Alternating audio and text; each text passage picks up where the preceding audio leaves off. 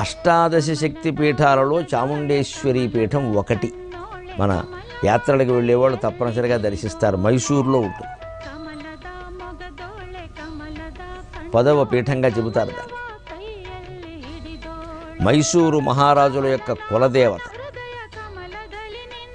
ఇక్కడ కేశపాశం పడింది అంటే సతీదేవి మరణానంతరం శివుడు అదే శరీరం మీద భ్రాంతితో అలాగే ఉండిపోతే ఆ శరీరాన్ని పూర్తిగా ముక్కలు ముక్కలుగా కనపడకుండా వేరువేరు చోట్ల పడిపోయేలా చేస్తే తప్ప ఈయనకి ఈ వ్యామోహం పోదు, మళ్ళీ లోకరక్షణ కార్యంలోకి రాడు అని విష్ణుమూర్తి భావించి సుదర్శన చక్రాన్ని ప్రయోగించి అప్పటికే యోగాగిరిలో దగ్ధమై నామమాత్రంగా భస్మప్రాయంగా మిగిలినటువంటి అమ్మవారి శరీరాన్ని 18 ముక్కలుగా చేశాడు అంటారు.